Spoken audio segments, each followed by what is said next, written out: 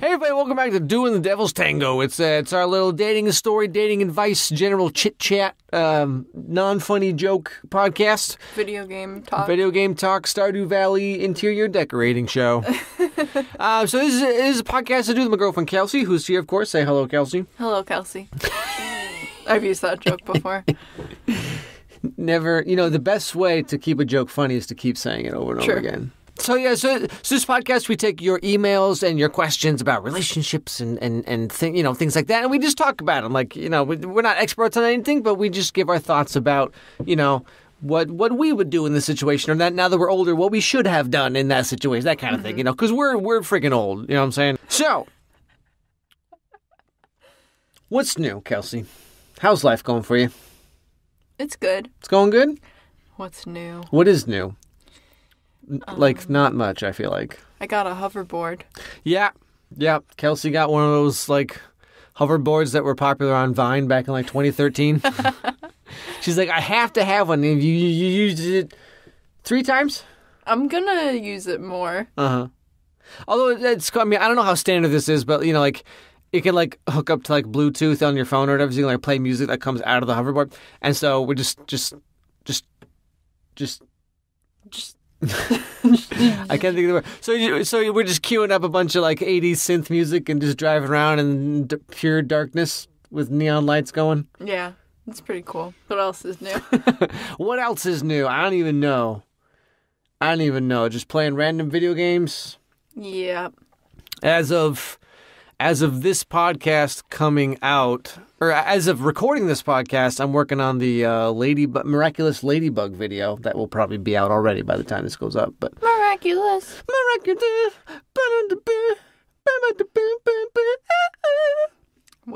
What a show. How is that show so popular? I will never know. Yeah, we watched 4 episodes. We gave it a fair shake, but I just don't.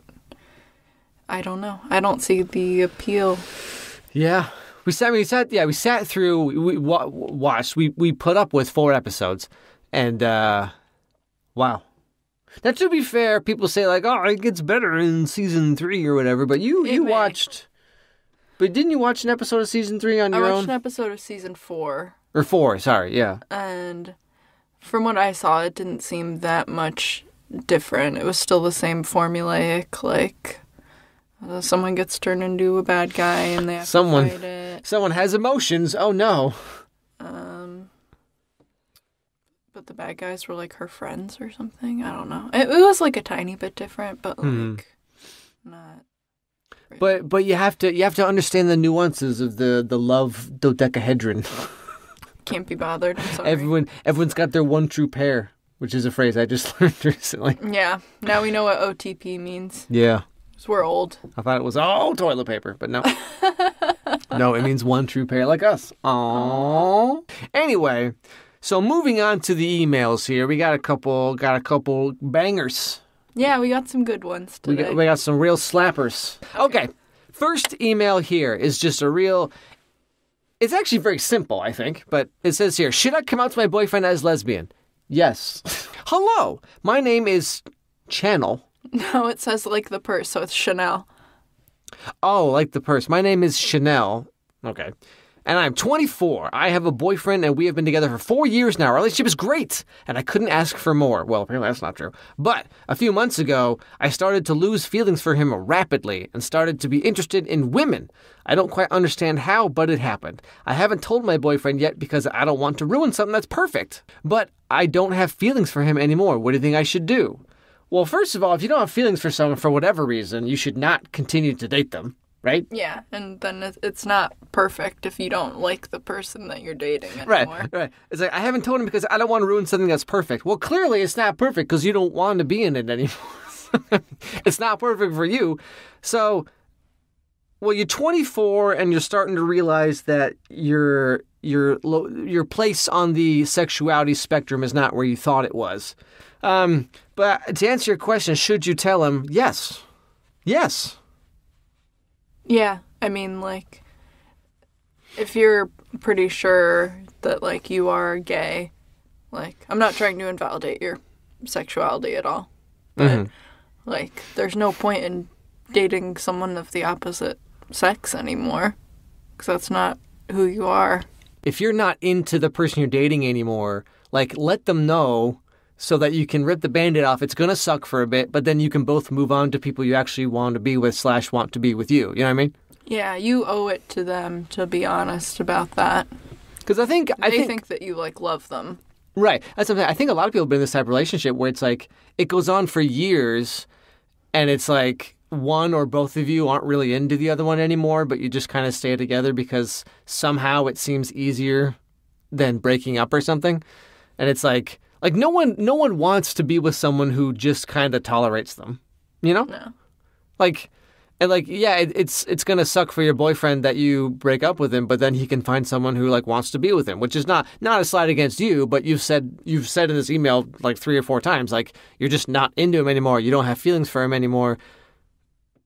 So I was like, well, why? It's not really fair to him for you to stay with him and just like lie to his face, you know? Yeah, you gotta just do it. I know it sucks, but... And, you know, both of you will probably end up being happier in the long run. Yeah. You know, which is, again, I'm not trying to be like rude. I'm just saying, you know, you're not into him, and then he wants someone who wants to be into him, and you want to date women apparently. So like, you should both do that. So it's pretty cut and dry. I know it's not easy, but that's what you should do, I think. Yeah. You don't want to be true to yourself. Live your truth, girl. Yeah. Mm. Preach it. Yeah. Get those amethyst crystals. No, but yeah, you should break up with him and you should tell him what's going on. I mean, you're 24. I assume he's a similar age. I don't know. Maybe he's like 50. I don't know. But like, you know, I assume you're both young enough that you can bounce back. You can move on from this. No problem. You know, I mean, you know, like Kelsey and I didn't get together till I was 32 and you were 26. Mm-hmm. Right. So it's like, you know, it's not like, oh, I'm 24. Like, I should just be with who I'm with forever now because I'm way too old. Like, nah, it doesn't work like that. That's like so young. You still have so much time. Yeah, you got years upon years before you have to worry about things like that. Next email. Kelsey's going to read this one because her voice is all like sensual and it's not cool and stuff. I sound like a little boy. It's called Dating a Celeb. Oh, wow. Okay. All right. Dear Kelsey and Alex, I want to start off by saying that I adore you guys and love the videos. Oh? I adore you too. Now, you don't even know this person. Yes, I do. Don't lie to their face like Their that. name is Kiri. That's a cool name. Now, I am just curious what you guys think of this subject. It's not my specific situation. Huh. A few weeks ago, you talked about dating a celeb, and it arose more questions for me. How hard is it to deal with such a different lifestyle? What advice would you give for the differences regarding the financial situation, social status, the completely different lifestyles? Celebs being rich, lavish, having to travel a lot. I'm sorry. Go ahead. How to still have a good / normal relationship with all these huge differences. Thank you a lot for your time. So this person's making a lot of assumptions here. Well, I don't know if they're specifically talking about you. Maybe they are. True. Well, we can only speak to ourselves. Right. You know? I haven't dated like Brad Pitt or anything, but like I can talk about what it's like dating Alex. Dating a Z-list celebrity, yes. I mean, you're pretty big on YouTube. Well, the thing about YouTube, I mean, like, okay, so 2.5 million subscribers is objectively large, yes. But in the grand scheme of YouTube, there are so many channels that have 5, 10, 15, 20 million subscribers that, like, I've never even heard of. Or most people have never heard of. And 20 million subscribers sounds like a lot. But, like YouTube is so big and there are so many humongous channels on it that it's like there are some channels, YouTube is interesting because it's like, there are some channels that, regardless of size, they are like the main cast of the YouTube teen drama, if you will. Mm-hmm. Like, you know, you got like Markipliers and your PewDiePies, and you got like your just there's these celebrities, your H3s and your Danny Gonzalez and your Cody Codes. These people that, like, regardless of how big they are, how big their channels are, it's like they're just the main cast. They're always in the drama and they're always in the thing, and everyone knows them, and it's just like everyone knows them. Mm-hmm. And then you have some channels that are off to the side that have absurd amounts of subscribers that, like, never get talked about ever, you know? Like, there's Minecraft channels and there's Roblox channels and there's beauty channels and there's just, like, random channels that do random things that have absurd amounts of subscribers, but just no one ever talks about them. So it's like, I don't consider myself that bit much of a celebrity YouTuber, whatever, because like I'm in my little tiny pocket of YouTube, I'm a big deal in this little tiny niche of teen drama rom-com commentary videos. Animation. Yeah. It's like there's lots of channels that do like, TV show and movie reaction commentary things, and there's animation channels, and there's me who's just like weird love child of all of them. But it's like, I don't consider myself to be what a lot of you listening to this probably think I am, which I'm not trying to say like you guys love me. I'm just saying like, you know what I mean? People like this email. It's like, what's it like dating a celebrity who has such a lavish, like, I don't consider myself that way. But anyway, this is more towards you, Kelsey. Okay, so there's a bunch of questions in here, so I'll just go down the line. How hard is it to deal with such a different lifestyle? We have the same lifestyle. It's not, I mean, like, he doesn't have like a 9-to-5 office job, and neither do I. So we have a similar lifestyle in that way. We're both like really big homebodies. We don't like going out very much. So we live very similar lifestyles that overlap pretty much completely. So that's not really an issue. What advice would you give for the differences regarding the financial situation, social status, completely different lifestyles? Well, I touched on the lifestyle thing, but the financial situation is quite different. I'm not going to lie and say that it's not. And I did have to adjust to that in the beginning because it is just different. It's just, yeah. But, like... What do you mean adjust? Like, how did you have to adjust to that? Because I've never dated someone that's, like, makes a lot of money. Makes any money? Before.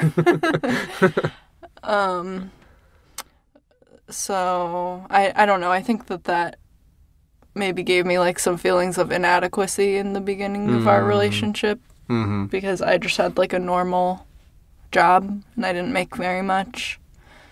And Alex makes quite a bit. I mean, like, for what I do, yeah, I make a fair amount, yeah. Which is it's just how it is on YouTube. Like, everyone knows that, Yeah. So, like, it would make me feel bad, like, because he, like, pay for a lot of stuff for us, and I didn't really have money that much, but that's just something that I had to get accustomed to. It doesn't mean that I don't bring anything to the relationship just because I don't make as much money. Like, I have other things to offer. So, that was interesting. Yeah, I get that. I guess I can make you feel inadequate, I suppose. Yeah, I mean, I remember in the beginning of our relationship, I specifically said, like, I don't want this to be like a celebrity fan dynamic of our relationship. I just want us to be like two people. But obviously there's a couple elephants in the room, if you will, where it's like, oh, well, you make, as a YouTuber, everyone knows, right? It's like you make a fair amount of money. Some people make way too much. And so it's like, there's a bit of a difference in that. But I mean, yeah, I don't know. I guess that's just something you just have to understand. Yeah. I don't think it would be so like, it's not so different than if you dated like a doctor or like a lawyer or like a some kind of physician who had their own practice or something. It's like, what I mean? Like, some people just are successful in that way, I guess. And if you're a normal, quote unquote, normal person who dates someone like that, I guess that's just something you have to deal with. But I mean, I don't know. It's not really much for you to deal with on your end. The social status. I mean, I don't even really know what that means. Well, I think, well, we've talked about this before, but like if I was the kind of YouTuber who showed my face on camera all the time, I think life would be quite different. Mm-hmm. But because it's just my voice behind cartoons, like, if we ever go out or go shopping or go anywhere, like, the chances of me getting recognized are extremely slim. Yeah. Like, usually when someone sees your name. Yeah. It's only happened like once, ever. And so, the idea of like social status and like, if we go out and people like want my autograph, they want to take pictures and but like that never happens because it's just my voice behind a cartoon. Yeah. So it doesn't really, I don't feel like I'm famous ever, like ever. So I don't think there's much for you to deal with on that one, Kelsey. No. Except for a bunch of fangirls in your comments every time you show your face being like, oh, he's so handsome. I think it's just because they're not used to my face. If I showed my face like every week or whatever, like some people do, then I think they'd be like, oh, this schmuck again. No, it's a good face. This dude. Oh, you got a good face. I want to wear it. What else is here? What was the other question? How to still have a good / normal relationship with all these differences? Just kind of act like it's not really a thing. I don't know. You're just two people. I think, yeah, I mean, when it comes to like the money and the quote unquote fame and the being a YouTuber, that whole like not having a 9-to-5 Monday to Friday job or whatever, like all of that is superfluous to who are you as people, right? Like our personalities mesh so well that the rest of it is just kind of extra fluff. Because some people, when they get lots of money, they become like douchey, right? Yeah. And then some people, when they get fame, they become really whatever. But because I feel like I would act and be the same person whether I was working in IT in a pharmaceutical company or whether I'm doing YouTube or whether I'm whatever. And so it's like our personalities mesh so well that nothing else really matters as far as like the financial differences or the social status or I'm a YouTuber. Like none of that really seems to matter much. Yeah.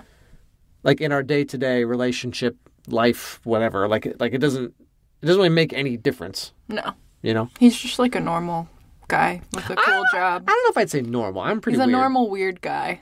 Yeah, it's like, people talk about like lavish, which should have been lavish at some point, right?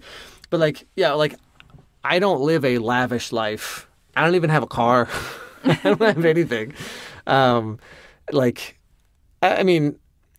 It's just not my personality type. Like because of the way I kind of grew up as an adult in Japan, where I was like homeless and I was like super poor and I was like eating ketchup for like a week or whatever. It's like going through that made me kind of appreciate money to the point where it's like I don't really like to spend money in like large amounts. I'm not someone who has to go out and like buy a new car every month or has to buy, $10,000 Gucci slides or whatever. Like I'm not that kind of person. They're not that much. But if there were, some people are like that, right? Yeah. They have Gucci shorts, they got Louis Vuitton fanny packs, they got, whatever. Like I'm not that kind of person anyway. So it's like lifestyle wise, like the money's not something I have where it's like I'm gonna buy all this dumb garbage. Like for me, it's like having the money I have is just like a security blanket or whatever. Where it's like a nice little parachute in case things go bad. It's like I don't have to worry. That's like the best thing that YouTube money ever gave me was just a sense of security, I guess. Mm-hmm. But like I'm not someone who's just like buying new expensive garbage for no reason. No, not at all. Maybe like a new mattress. I don't know. Big spender. Yeah, I know. So to answer your question, it's actually quite normal, I think. I mean, as normal as it can be. Yeah. I mean, I don't know what it's like to date like an actual celeb. Yeah, I'm sure that's a nightmare. Yeah, that's probably weird. But from my experience with Alex, it's not that big of a deal. It's kind of like the difference maybe between dating, like, if you were to date Ariana Grande or Justin Bieber or whatever, versus dating the person who, like, writes and produces their music. Because that person is also probably super rich, but no one has any idea who they are. Yeah. And so it's kind of like that, where it's like, it's just like a regular dude who just happens to have money, as opposed to, like, someone who's, like, in the spotlight all the time, Yeah. Because that's not me. He just does a lot of funny voices and makes weird jokes and stuff. So do you, ma'am. Ma'am. I think you're weirder than me, to be honest. No. Oh, yeah. Next email. What's the next one? Called Horny Brother-in-Law. Oh. It says, please call me something really dumb like houseplant. Okay, houseplant. Okay, houseplant. Houseplant Teeter-totter? is 27 years old. Okay, sorry, this is serious. I'm 27 years old, and recently my brother-in-law has been hitting on me. Normally I would try to distance myself from him, but we work together, and he is always using work excuses as a way to keep me around or constantly reach out to me. I know on paper the right thing to do is to tell my sister. Okay, so brother-in-law, because it's her sister's husband. Okay, that's weird. Okay. But she is currently pregnant with their second child, and I don't want to cause an already self-conscious woman additional distress. I know I will not let anything happen because I wouldn't be interested in him even if we were both single, but I don't know how to emotionally handle it. I feel really alone and feel like I can't turn to anyone because he is part of my family. Do you have any suggestions, if not on how to fix it, on how to emotionally cope with sexual harassment? See, I told you, it's serious. Okay, it's serious. Well, okay, so there's a lot to unpack here. So the brother-in-law, this is my assumption, is how I read the email. So he's really horny because the wife is pregnant now. And or maybe he's just a... Or maybe he's just that. He's just a cad. Just a cad? A rake. Isn't that what they always said on Bridgerton? That he's a rake? He's such a rake. Going through the leaves of love. No, so, okay. Well, my assumption is they have one kid. Well, they have a kid, so sex is probably way less frequent than it normally is anyway. Somehow they've had sex again, and she's pregnant, so, like, anything sexual, I'm sure, is completely off the table for, like, the next, I don't know how pregnant she is, but for the last 6 months, we'll say. And so this dude's horny as... Well, pregnant people can still have sex. No, they can, but she doesn't feel like it. Don't make excuses for No. I'm not saying... I'm saying this is his thinking, right? This is his thing. So therefore, she owes it to him. No, I'm not saying that. What I'm saying is, like, he's probably really pent up because of this situation. Now, he should find way better ways to deal with this. But in his mind, this is kind of what's happening. And I find it interesting that... what was it, teeter-totter? Houseplant? That houseplant is, she's like, I don't want to make my sister self-conscious about her body or whatever. Which she says she doesn't want to cause an already self-conscious woman additional distress. Right, so she's self-conscious because she's large, because she's pregnant, right? I assume? Or she's just self-conscious in general? Either. She's just like that? Maybe one or the other? So what should she do? Should she tell her sister that this is happening, or should she just keep the peace until the baby's... But I feel like there will never be, like, a right time, you know? Yeah, I mean, I've read r/relationships posts that are kind of like this before, like, so-and-so's husband is cheating on them, but I don't want to tell them because they're pregnant, and I don't want to, like, stress them out more. Mm-hmm. But, like, I mean, I've never been pregnant, so I guess I don't know. But, like, that doesn't automatically make you into, like, some, like, fragile little this, like, thing that needs to be, like, blob of coddled. emotion. Yeah. Like, they're still a person. Like, I think they can handle...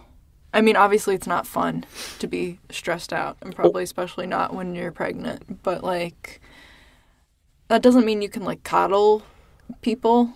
Like, and just not tell them things that they need to know. Yeah, because, I mean, well, like, turn it around, houseplant. Imagine if you were pregnant and your husband was trying to have sex with your sister, and and this was going on, and people knew about this for months and months and months and months and months, and no one told you until after the baby was born, and your body is just, and then... And you're stressed out and tired. You got 2 kids now, whatever. And the person that you were trying to rely on to help you out with kids is going behind your back, whatever. And people knew about this for months. Yeah, right? I feel like you would want to know. Yeah, like, wouldn't you want to know, like, when it happened? You know, be like, you know what I mean? Because imagine someone tells you, oh, so for the last 18 months, your husband's been trying to have sex. And you're like, 18? Why did nobody tell me? Yeah. You know? It doesn't say how pregnant she is. I guess if she's, like, 9 months pregnant.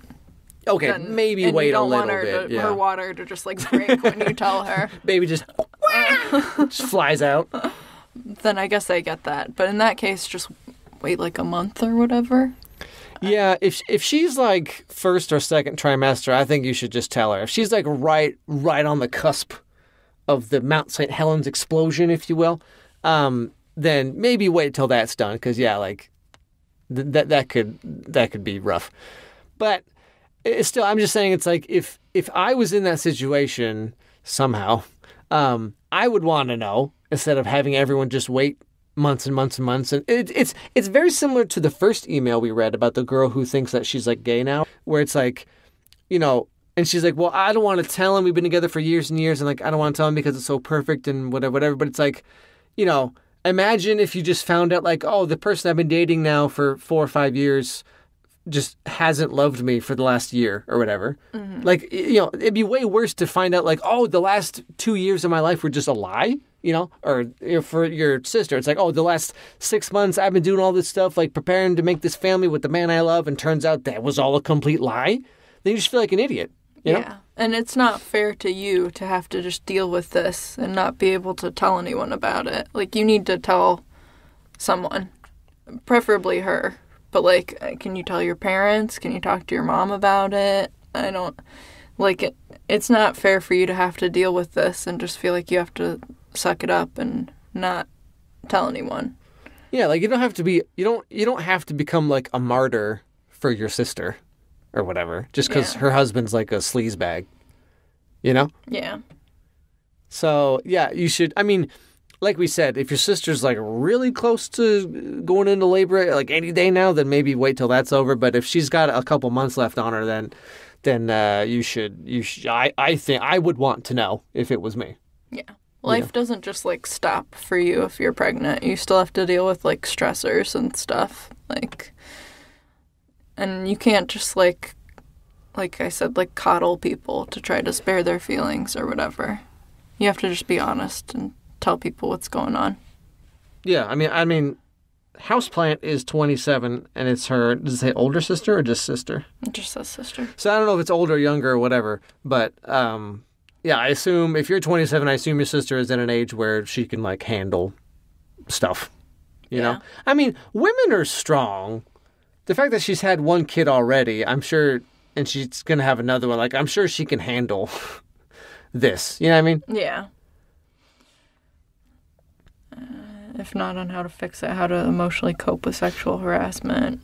You shouldn't have to. Yeah, you don't cope with it. It's not okay. It's not something you have to cope with. It's not a sprained ankle where you're like, ugh, I just got to deal with this for the next while. Yeah. It's like, you shouldn't have to. Especially, I mean, from random strangers is bad enough, but like your own brother, your sister's husband who you work with, it's like you shouldn't have to just put up with that all the time. I would tell her. If not her, then your parents or something. You got to tell someone, because it could escalate and turn into something even worse and more dangerous, potentially. I would say go to HR, but I feel like that never actually ends well. And it sounds like it's like a family business maybe or something if they're working together. Yeah, HR is like the family dog or something. Yeah. But yeah, if you work at a large enough company that there's like an HR department, you should probably bring it up to them and also tell your sister. Yeah, I really think first and foremost you should tell your sister, because like I said, I would want to know if that was me. And I'm sure your sister would appreciate you being like, because I mean, I know you're worried about this stuff, but you could literally just tell your sister, like, hey, so the last couple months, or I don't know how long it's been going on, but this last little while, this has been happening. I haven't told you because you're pregnant and I didn't want to make any stress, but like, it's just really, it's too much for me to handle right now, and I'm sorry to put it. If you just preface it with that, then I think your sister would understand, instead of you just being like, hey, guess what? And I don't know if he like texts you or just says stuff in person, but try to like save the texts or like record when this is happening, if it happens again, like before you get the chance to tell her, because like I feel like some people would be resistant to like believing that this is happening. Yeah. So like if you sorry. No, you're good. So like if you had some kind of like proof, like, and she was like, oh no, I don't believe that, he would never do that, and you could be like, well, listen to this or look at this or whatever, and then she would have to believe it. Yeah, I feel like a lot of women go through this where it's like, this person is clearly sexually harassing me, that everyone's like, are you sure? Maybe you're just overreacting or whatever. So if you have like the text, if you have something as proof instead of, because your sister could easily be like, no, I think you're just overreacting. Maybe he's just stressed from the pregnancy or whatever, or maybe sister would believe you. I don't know, but I think you should tell her. I think that would be wise to do in the long run. Yeah. You gotta tell her. Sorry that you're dealing with that. That sucks. Yep. Sorry. Hope it works out okay. Yeah. Next email. Is it normal for my best friend and I to be having casual sex? God just smites you. Fornication. Okay. Dear Alex and Kelsey, first let me start out by saying I love the pod. Keep my notifications on for whenever there's a new one. Thanks. Well, there should hopefully be more of them more often now. I hope. Let me explain. My name is Marie, 21, and I've been having casual sex with my best friend James, 23, for the past few months. It's always James. They're always named James.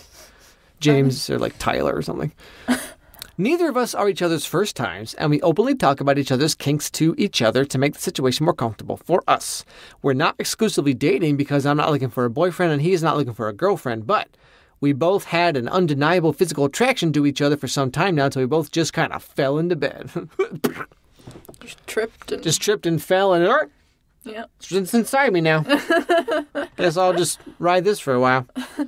We both liked it the first time. And the second, and then we just kept going. Are you bragging? Not to brag, but we're both still comfortable with being just friends with benefits, in parentheses. And it's never awkward around any of our other friends. I mean, you can't speak for your friends, but... Yeah, they might not be openly awkward, but maybe they're like, is it sort of weird that Marie and James are just, like... boinking each other? Everything else think that's weird. My question is if this is normal. It's my first time having casual sex with someone for this long with no strings attached. I'm not sure if I'm supposed to feel something more than lust and pure friendship for him or vice versa. Is this normal or should I run as fast as I can to see a therapist? I mean, she's 21, he's 23. You're both adults. You're both consenting, obviously. There's, like, nothing wrong with it. There's nothing, like, morally wrong. There's nothing... It's not, like, a weird, like... Wait, you guys are both young and attractive and have sex with each other? That is so weird. Yeah. Like, it's... I don't think it's... Is it normal? I would say yeah. I mean, especially at that age. I feel like a lot of college kids do that kind of thing. Yeah. Right? Yeah, I mean, like, there's... Like... Not that this is the same thing, but I'm just saying, like, some people, right, they're, like, extremely monogamous, like me. And then some people are more, like, kind of polyamorous, where it's, like, they can kind of, have feelings for multiple people and have sex with multiple people, and they're all compartmentalized. Or, like, some people can clearly separate, like, sex and love in, like, totally separate categories, which I can't do, but some people can do. And those are all perfectly valid ways of thinking, lifestyles, whatever you want to call it. Now, I'm not saying that's like a polyamorous thing. I'm just saying, like, on the extreme end of it, there's those kinds of people, and then there's people kind of like me, and there's people like this, where it's like you have someone that you like them enough to have sex with them, so clearly there's some level of feeling for them. Well, there's attraction, yeah, which is different than romantic interest. I mean, sure, I guess. But I'm just saying, like there's some level of something for this person, but, does that mean you need therapy or whatever? No, it just means you're 21. Yeah. That's what that means. Like maybe as you get older, you'll kind of lose interest in casual sex. I feel like that happens to a lot of people. But for now, like, no, I don't think it's some, like, weird, like, childhood trauma manifestation or whatever, No. I feel eventually... Either you'll both stop being attracted to each other and this won't continue anymore, and then that may perhaps have an adverse effect on your friendship. Or things will kind of come to a head and you will both start having feelings for each other. Yeah, I've definitely seen those movies, right? Yeah. Wasn't it like, remember those two movies came out in the same year where it was like No Strings Attached and Friends with Benefits or whatever? And it was like, remember those movies? No. I think it was like Ashton Kutcher and someone else and Justin Timberlake and someone else. And it was like the same premise where they're friends with benefits only, but then they find out they love each other. It was the same movie, came out the same year. It was ridiculous. Anyway, yeah, I mean, it makes me wonder how much of the friendship is kind of based on the fact that they wanted to boink each other and now they are boinking each other. You know what I mean? Right. Like how much Like, were you friends, based on your attraction to each other in the first place, or were you actually friends because you have similar outlooks on things and share interests and stuff? Yeah, like how strong was your friendship before the sex, and how has it changed? Because, just laying it out, right? So they have sex on the regular, and they hang out a bunch. I'm sure, like, they're friends, right? So I'm sure they talk on the phone. They watch TV shows, movies together. Maybe they play games together. Maybe they whatever. So it sounds like they're having a relationship, but without this, like, strong love feeling. Yeah. But they're kind of, like, it says he doesn't want a girlfriend and she doesn't want a boyfriend. And so we're fine with how things are right now. But it sounds like you're getting all the best parts of a relationship without the commitment part. Yeah. You know what I'm saying? I assume they're hanging out and they're talking on the phone and they're sharing memes back and forth and they're texting and they're doing whatever and they're having sex. You're getting everything that anyone would want out of a relationship from a positive standpoint, except for this, like, deep feeling of, like, love and stuff, apparently. Mm-hmm. So I do wonder, like, maybe just because I can't do this, but, like, if they're already doing that, then, like, how would either of them ever get into a relationship? You know what I mean? Yeah, because all your needs are being met emotionally, sexually. Yeah. So then would you even be looking for a relationship when you wanted one? Yeah, because, like, if for the guy, right, what's his name? James? Mm-hmm. And his Peach? But, like, if he's, like, out somewhere and there's, like, this girl, he's like, oh, girl's really cute, I like to talk to her. But it's like, I could go through the whole ritual of talking to her, getting her number, like, text and hang out, gotta do whatever, and then maybe we'll have sex and maybe we'll date. Or but I it's could like, just bang my friend. Or I could just have sex with Marie over here and everything's fine. Yeah. So I do wonder, yeah, like you said, if it will turn into a relationship at some point, which seems kind of likely, but that's just my own bias, I suppose.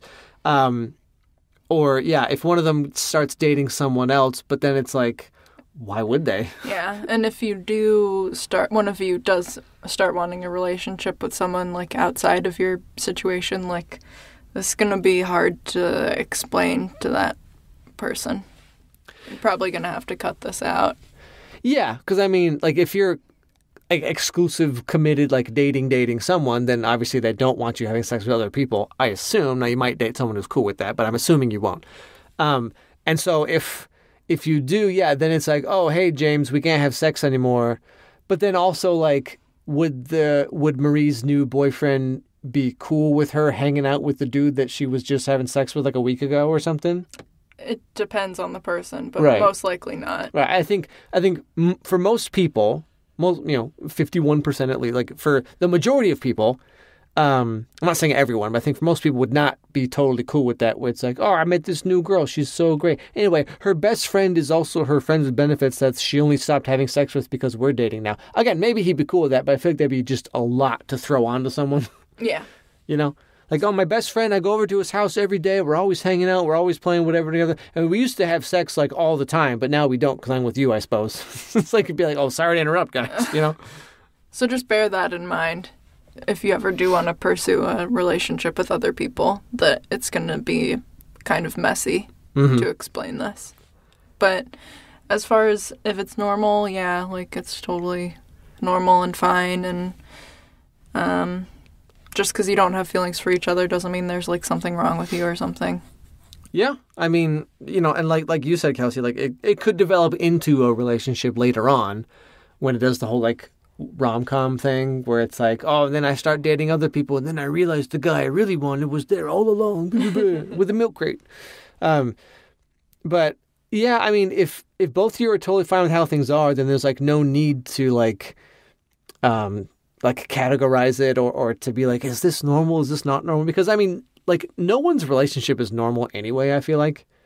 Like, No. Like, it's one of those terms that it's like, oh, is this a normal relationship? Like, there's really nothing normal about anyone's. Like, everyone has weird stories about how they met and, like, oh, yeah, like, the age difference or the difference in this and that, or, like, I'm a YouTuber and you're, like, a regular person, whatever. It's like everyone's got these weird things about their relationship that makes it unique. So there really is no normal, I'd say.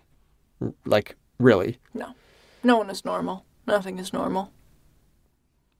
Whoa. Whoa. Dude. Yeah, some deep stuff. Yeah. But yeah, no, I don't think you need to be ashamed of it. You don't need to feel weird about it. To be like, oh, like I have sex with this guy and I really like him as a friend only. And like, if you're one of those people who can just separate sex and love, then, you know, that's fine. Go for it. Get it in. Do your thing. Get it in there? Yeah. Last email. Last email, everybody. It looks like a short one. This one's cute. Oh, it's cute? Okay. You talk about it. Okay. Advice on how to keep your girl happy. Oh. Oh. Hey, Alex. I prefer to stay anonymous. I just started dating a girl like 2 weeks ago. We both are new to dating. Can you give me some advice for keeping her happy? Okay. All right. How to keep a girl happy. Be appropriate. Well, we don't know how old this person is. You know? Okay. Cuddling. I mean, I'm only half joking though. But I mean, how to make them happy, how to keep a girl happy. Well, I know nothing about the girl you're dating or Just about girls you. In general. All girls are the same. Girls. Every girl's the same. They're a monolithic entity that all share the same brain. True. Like every girl has one brain cell and collectively they form one brain. True. Incel logic. How to keep a girl happy. Well, I was never able to do that till now. So, I'm like batting like 0 for 6 or 1 in 5. How's that work? How's baseball work? I don't know. I don't know sports. How to keep a girl happy. You find out what she likes and then you do that. You know? Well, let me throw it back at you here. Oh, God. Okay. Because my question is this. So, you we've talked about each other's past relationships. The thing about getting older and, like, dating when you're older is kind of like when you're young, you're in high school, college, whatever, it's like most people have limited experience in dating when you're that age, just from a time span point of view. You know what I mean? Mm-hmm. If you're 16, 18, 20, whatever, it's like most people have only dated one or maybe a small handful of people. Most people, when you're youngish, that you only have a few experiences. And so as you get older, it's kind of like you're stepping into like season 6 of Dexter or something. And you're just like, who is what? And then, there's one guy, he was the villain, but then actually it was the brother, and actually it was the clone of the sister. It's like, so as you get older, like talking about like past relationships becomes kind of this like, this whole like previously on Dragon Ball Z type of like recap. Yeah. It's like, well, so I dated this one girl who was like this, but then also this guy came in and then also, but he was actually the thing. So that's like a thing as you get older, you kind of talk about that because there's a lot more to share in that regard. And we've talked about how, you've been in your dating life, you've been rather miserable until me. Mm-hmm. Right. Largely yes. Miserable until me. So what is it that you think that I'm doing that the other guys like didn't do besides make cartoons about Disney Channel movies? What is it? Because you've told me before, I'm just going to toot my own horn for a second, but you've told me that I'm the best guy you've ever dated, which means your standards are really low. But so what is it, just a couple of things. What is it that I do that guys didn't do that maybe this guy should consider doing? You know what I'm saying? Unfurls a giant scroll. Giant papyrus scroll just rolls 30 feet out. Because the reason I asked, just to give you time to think, the reason I asked is because, like, I think I'm just being me. I'm just, like, normal, I think. Mm-hmm. Like, I'm just, like, the personality, the humor, the whatever, like, that's just me being me. So, like, I don't really know what it is about me specifically that you seem to really, like, finally I met a guy who had blah, blah, blah, blah. So like, what are some of those things that this person should emulate? You just want me to say a bunch of nice stuff about you? Yes, but also, I think it would help the young men out there who don't really know how to be good boyfriends, as you've witnessed in your younger years. Mm-hmm. Most guys don't really know how to be anything except a big old douche. Well, you're very like attentive and caring and like interested in me, which is like no duh, and like you sounds should obvious, be. yeah. But I actually like my girlfriend? What? When we first started dating, I remember I was struck by, like, how many, like, questions he would ask me, like, about myself. And, like, follow-up questions and stuff. Like, he was, like, genuinely interested in getting to know me. Like, know stuff about me, which I guess I just hadn't really experienced before. Because a lot of people aren't really interested in getting to know you that deeply. Maybe they just, like, care about you more on, like, a physical level or whatever. So, that's nice. That's pretty cool, I guess. Yeah. What else? You're really funny. Oh? I don't know if that, like, makes you a better boyfriend, but I think it does, because you make me laugh a lot. It's better than making you cry all the time. Yeah. Just sometimes. What? No, I'm just kidding. I can just, like, tell that you just, like, actually care about me. Mm-hmm. Like, you're really lovey, and you do stuff that, like, shows me that you care. Yeah, I mean, we've had emails like this before. I think we've read posts on Reddit about this type of thing where it's like, you know, the girl, like, she, like, the girl doesn't know how the boy actually feels about her or whatever. You know, it's like he's always too busy, or he never reciprocates whatever, or he doesn't say I love you, and it's like, you know, how do I know? How do I know what he's thinking or whatever? And, like, I think I've always answered it the same way, which is like, if someone actually likes you, like, you'll know. Yeah. You know? It's the same. It's like, how do you know what someone's favorite video game is? How do you know what someone's favorite movie is? How do you know what someone's favorite food is? Like, you know, because they eat it all the time, or they watch it all the time, or they talk about it all the time, or they think about it all the time, you know? It's like, and so in the same way, it's like, you know, how do you make her happy? How do you be a good boyfriend? It's like, let her know that you actually like her. Which sounds so obvious. It sounds like such a, like, you know, no duh. But, like, a lot of guys don't do that, apparently. I've never dated a guy. I wouldn't know. But apparently for a lot of girls, they're just, the bar is, like, on the floor for a lot of men. Where it's just like, if you just listen to her when she talks and then remember one thing she tells you and then just say it back to her, like, the next day. Be like, oh, remember when you talked about blah, blah, blah? Like, that will just blow most girls' minds, apparently. Yeah. You know? The bar is on the floor to be a good boyfriend. Yeah, like, I've never dated someone before that I had, like, no doubt in my mind that they were interested in me, only me. They weren't, like, looking at other girls or whatever, but, like, I feel like that with Alex. He's just really loving and caring and makes his love for me, like, known. And I can just tell, like, I'm not ever insecure in our relationship. Oh. And that's, like, a really good feeling. So how do you keep her happy and how do you be a good boyfriend? I mean, it's like, I guess I would say, well, I was going to say treat her like a best friend, but I feel like guy friendships are kind of different in that way. Like, I don't know. Like you're not like calling up your best friend like every day or whatever. Yeah. But it also depends on her personality, like what kind of... I mean, the thing about you and me that works so well is like our love languages are basically exactly the same. Mm-hmm. And our personalities and senses of humor are very, very similar. And so for us to get along and talk and the way that we express affection and whatever is like this, like the way that you want to receive affection is the same way that you give affection and vice versa. So it's, you know, it's very easy for us to be a couple, I feel like. Because, like, you know, like we say I love you like 50 times a day and we you know, very physically affectionate, whatever. And that's just like, that's how we are. But maybe this girl's not like that, you know? Or maybe he's not like that. But, yeah, I mean, you ask her about herself and you find out what she likes and then you just, you do that. It's like, I don't know. It's like you try doing something, and then if she really likes it, then like do it more, but not too much. And then if she doesn't like it, then don't do that again. I guess.